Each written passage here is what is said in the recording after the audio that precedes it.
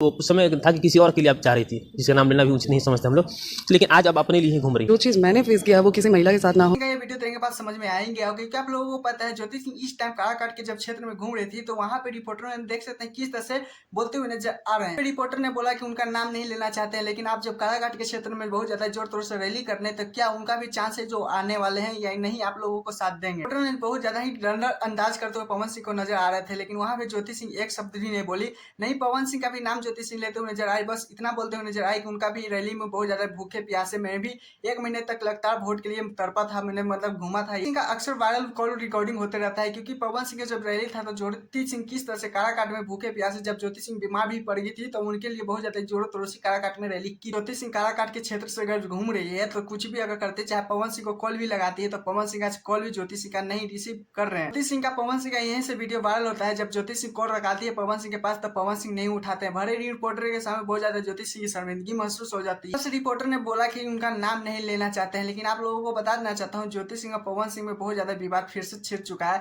Call recording बहुत तेजी से भी वायरल हो रहा है, लेकिन आप लोगों को क्या लगता है कि ज्योति सिंह को मदद करना चाहिए था पवन सिंह को नहीं, या कॉल नहीं उठाना चाहिए था पवन सिंह को, ये प्लीज कौन जो बताएगा। चलिए दूसरे अपडेट को चलते।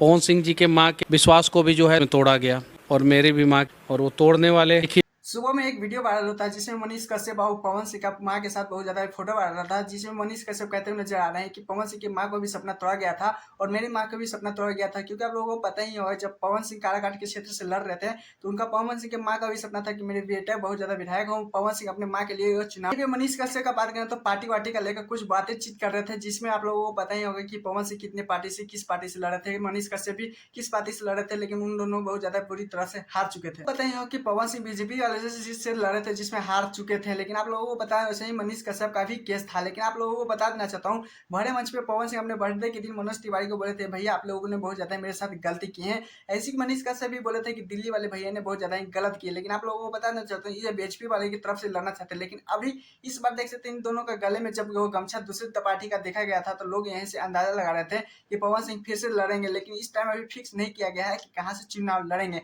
लेकिन दूसरी तरफ ज्योति सिंह भी बहुत ज्यादा जोर तोर से काराकाट में बहुत ज्यादा तहलका मचा रही है।